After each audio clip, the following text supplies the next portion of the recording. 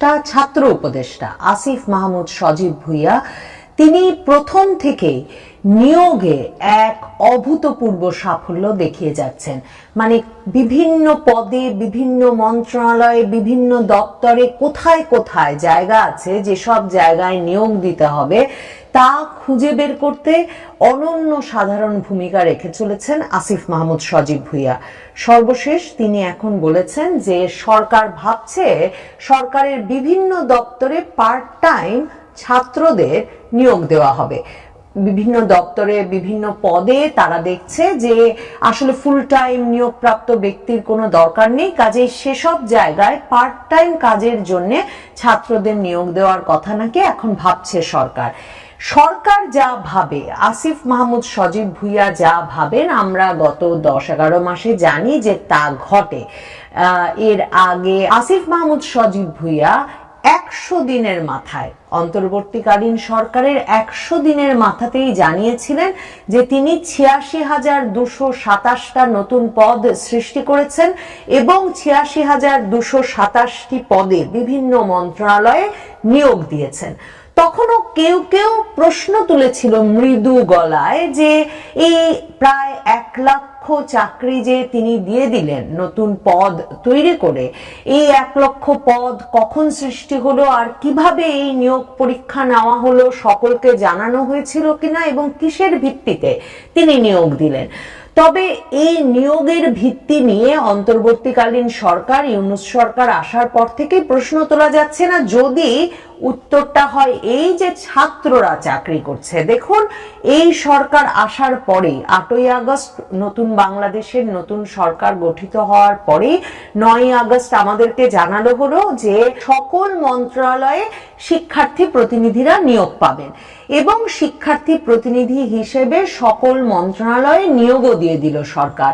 কিন্তু ঠিক কি বিবেচনায়, কার তদবিরে, কার পরিচয়ে কিংবা কোন যোগ্যতায়, কিভাবে এই নিয়োগগুলো হলো তা কিন্তু জানা গেল না।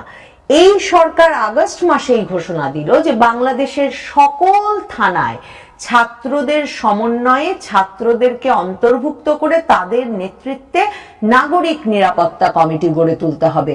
তার মানে বাংলাদেশের সব থানায় আগস্ট মাস থেকে ছাত্রদের একটা নতুন স্তর তৈরি হলো, যেই স্তর এখন মামলা মীমাংসা, আপোষ রফা থেকে থানার নিয়ন্ত্রণ, ওসি কিভাবে কাজ করবেন তাকে ধমকাধমকি থেকে শুরু করে সকল কাজেই গুরুত্বপূর্ণ ভূমিকা রাখছে বলে বিভিন্ন সময় খবরে বেরিয়ে আসছে।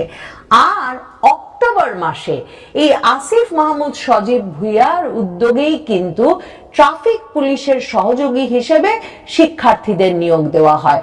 এখন আপনি প্রশ্নই তুলতে পারেন, মানে আমার মাথায়ও যেটা আসছে যে ট্রাফিক পুলিশ নিয়ন্ত্রণ করে ছাত্ররা পড়ালেখা করছে কখন, থানায় থানায় নাগরিক নিরাপত্তা কমিটি চালিয়ে তারা পড়ালেখা করছে কখন, আর সবচেয়ে বড় প্রশ্ন এখন আসিফ মাহমুদ যে বলছেন সরকারি দপ্তরগুলোতে ছাত্ররা কাজ করবেন, সরকারি দপ্তরের টাইম তো বদলে যাবে না। মানে আমরা জানি পড়ালেখার বা শিক্ষা প্রতিষ্ঠানের সময় আর দপ্তরের সময়, অফিস সময় একই। তাহলে এই দপ্তরগুলোতে পার্ট টাইম হোক আর ফুল টাইম হোক, আসিফ মাহমুদ যে নিয়োগ দেবেন ছাত্রদেরকে, তাহলে সেই শিক্ষার্থীরা পড়ালেখা করবে কি করে? আসলে পড়ালেখাটা গুরুত্বপূর্ণ চিন্তা নয়। কেন আসিফ মাহমুদ সজীব ভুঁইয়া কিংবা ডক্টর ইউনূসের সরকার অথবা এই ছাত্র জনতার সরকার আগস্ট মাস থেকেই, গত বছরের আগস্ট থেকেই কেন তারা সব দপ্তরে, সব থানায় ছাত্র প্রতিনিধি রাখাটাকে গুরুত্বের সাথে বিবেচনা করে এ কাজে নিজেদেরকে নিয়োগ করে ফেললো? তার কারণ সামনে আসছে নির্বাচন। যদি নির্বাচন দিতে হয় তাহলে এনসিপি, আসিফ মাহমুদ সজীব ভুঁইয়াদের দল, ছাত্রদের দল, জাতীয় নাগরিক পার্টি যে কথা বলছে, তারা যদি সত্যি প্রথমবার সংসদ নির্বাচনে অংশ নিয়ে 400 আসনের মধ্যে 300 আসনই জয়লাভ করে, মানে যেই আত্মবিশ্বাসের সঙ্গে তারা নির্বাচন কমিশনে দল নিবন্ধনের আবেদনপত্র জমা দেওয়ার পর সংবাদ মাধ্যমের সামনে বলল যে 400 আসনের 300 আসনই নাকি তারা পাবে, এই রেকর্ড সাফল্য দেখানোর একমাত্র উপায় নির্বাচনটিকে প্রশাসনিকভাবে সাজিয়ে ফেলা এবং সরকারে বসে আসিফ মাহমুদ সজীব ভুইয়া এই কাজটি করছেন। আমি বরাবর আপনাদেরকে বলি যে আমরা তো কত কিছু নিয়ে এই প্রশ্ন করিনি, আমরা তো এই নিয়েও প্রশ্ন করিনি যে স্থানীয় সরকার পল্লী উন্নয়ন সমবায় মন্ত্রণালয় চালানোর জন্যে কেন একজন ছাত্র উপদেষ্টাকেই বেছে নেওয়া হলো, কেন মনে করা হলো এই মন্ত্রণালয়টি সারা বাংলাদেশে সবচেয়ে বেশি ঠিকাদারি যেমন এই মন্ত্রণালয়টি করে, মানে সরকারের সবচেয়ে বেশি অবকাঠামোগত উন্নয়নের কথাই বলি বা যে কোনো উন্নয়ন কর্মকাণ্ডের কথা বলি, তাতে সবচেয়ে বেশি ব্যয় করে, ঠিকাদার নিয়োগ করে, সবচেয়ে বেশি টাকা কামানোর সুযোগ যেমন স্থানীয় সরকার মন্ত্রণালয়ে, তেমনি দেখুন সারা বাংলাদেশ জুড়ে আপনার লোক বসানোর সবচেয়ে বেশি সুযোগ এই মন্ত্রণালয়ে। কাজেই ভাববার কোনো কারণ নাই আসিফ মাহমুদ সজীব ভুইয়াকে স্থানীয় সরকার মন্ত্রণালয়টি মেটিকুলাস ডিজাইনের বাইরে দেওয়া হয়েছিল, মানে হঠাৎ একটা সিদ্ধান্তে দেওয়া হয়েছিল। এটি যে তাকে দেওয়া হয়েছিল তার পেছনে কারণটাই ছিল এটি, যাতে এই ছাত্রদের হাতে থাকে প্রশাসন, এই ছাত্ররা তাদের মতো করে বাংলাদেশের স্থানীয় সরকার ব্যবস্থা থেকে প্রশাসন সাজিয়ে, পুলিশ প্রশাসন সাজিয়ে তারপর নির্বাচনে যেতে পারেন।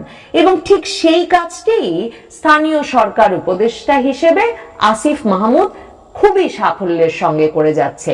মনে রাখতে হবে তিনি আগস্ট থেকে সারা বাংলাদেশের একেবারে ইউনিয়ন পর্যায় থেকে শুরু করে সিটি কর্পোরেশন পর্যন্ত প্রতিটি পর্যায়ের স্থানীয় সরকার পর্যায়ে প্রশাসক নিয়োগ দিয়েছেন, কাউন্সিলর পদে, মেয়র পদে, চেয়ারম্যান পদে।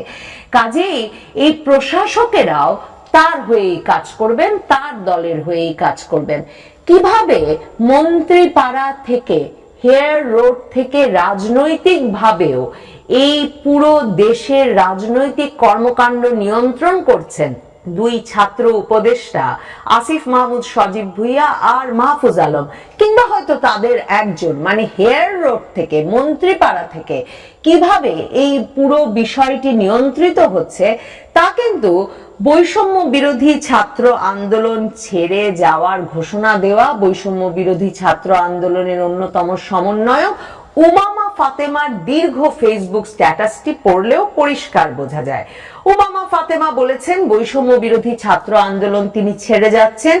যে যে কারণে ছেড়ে যাচ্ছেন তার মধ্যে একটা বড় কারণ এই যে বৈষম্য বিরোধী ছাত্র আন্দোলনের যখন জেলা, উপজেলায় স্থানীয় কমিটিগুলো ওয়ার্ডে ওয়ার্ডে, থানায় থানায় গঠিত হচ্ছে, তখন তাকে এই সব নিয়োগে, এসব কমিটি গঠনে নানা রকম দুর্নীতির খবর তার কানে এসে পৌঁছচ্ছে স্থানীয় পর্যায় থেকে সাংবাদিকদের মাধ্যমে, কিংবা সেখানকার বৈষম্য বিরোধী ছাত্র আন্দোলনের নেতা কর্মীদের মাধ্যমে।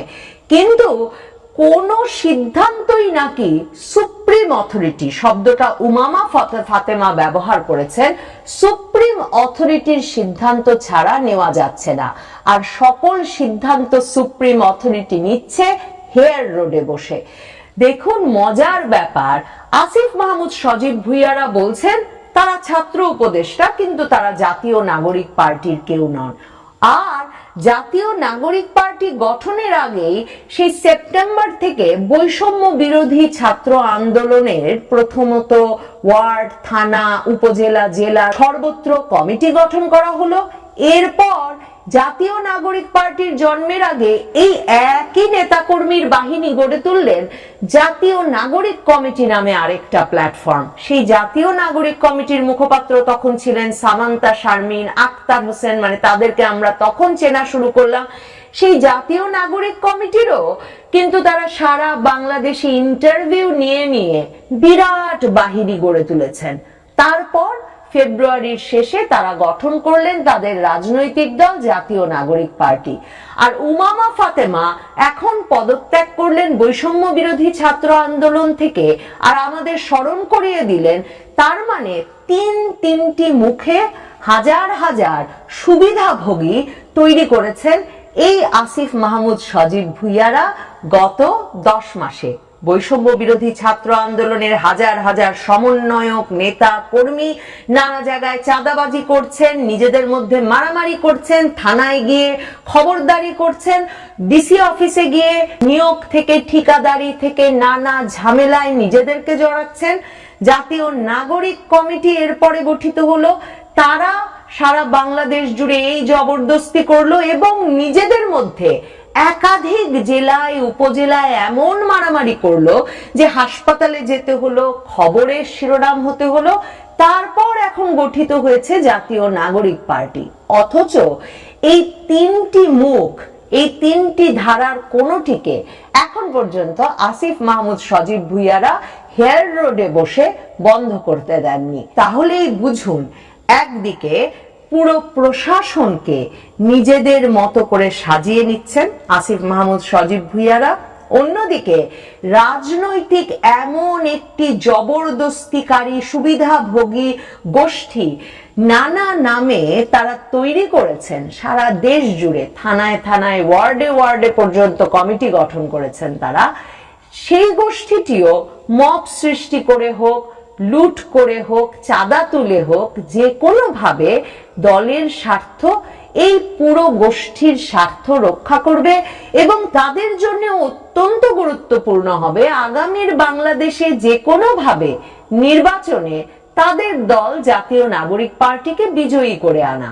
তারাও জানেন যে যদি সত্যি আগামী জাতীয় সংসদ নির্বাচনে তাদের দল জাতীয় নাগরিক পার্টি একক সংখ্যাগরিষ্ঠতা পেয়ে সরকার গঠন না করতে পারে, তাহলে এই যে তিন মুখের ত্রিধারায় তারা সারা বাংলাদেশ জুড়ে জবরদস্তি, লুটপাট, চাঁদাবাজি, যা যা ফৌজদারি অপরাধ করে এসেছেন গত 10 মাস, 11 মাস কিংবা আগামী যত সময় পাবেন তা দিয়ে করে যাবেন, সেটা যেমন অব্যাহত থাকবে না, তাদেরকে আইনের মুখোমুখি হতে হবে, ফৌজদারি মামলার মুখোমুখি হতে হবে, তেমনি আয়ের যে উৎস তারা তৈরি করেছেন সংগঠিত লুটপাটের মাধ্যমে তো বটেই, এই যে নানা রকম পদ তৈরি করে সেসব পদে নিয়োগ প্রাপ্তির মাধ্যমে কিংবা বিভিন্ন স্থানীয় সরকারের প্রশাসক হিসেবে নিয়োজিত হওয়ার মাধ্যমে সেই আয়ের এবং ক্ষমতার উৎস দুই বন্ধ হবে,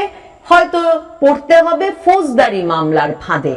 সে কারণে এতটা আত্মবিশ্বাসের সঙ্গে নিবন্ধনের আবেদন জমা দিয়েই জাতীয় নাগরিক পার্টির নেতাকে নির্বাচন কমিশনে দাঁড়িয়েই আমরা বলতে শুনি যে তাদের দল 400 আসনের 300 আসনে পেতে যাচ্ছে আগামী জাতীয় সংসদ নির্বাচনে। আর মনে রাখবেন, 400 আসনে যে সংসদ নির্বাচন হবে, এই 400 আসনও কিন্তু সংস্কার করে তারাই আদায় করে নিচ্ছেন। আসিফ মাহমুদ সজীব ভুইয়া হেয়ার রোডে বসে স্থানীয় সরকার, পল্লী উন্নয়ন, সমবায় মন্ত্রণালয়ের মতো মহা প্রতাপশালী একটি মন্ত্রণালয়ের কেন্দ্রে বসে পুরো ব্যাপারটা সাজিয়ে দিচ্ছেন জাতীয় নাগরিক পার্টির জন্য। মেটিকুলাস ডিজাইনের একটা অংশ দেখা হয়েছে, মেটিকুলাস ডিজাইনে আরো অনেক কাজ হয়ে যাচ্ছে, যেসবের খবর অনেক সময় আমরা সেভাবে রাখতে পারছি না, বা একটির সঙ্গে আরেকটির সূত্র মিলিয়ে মালা গেথে পুরো নকশাটা হয়তো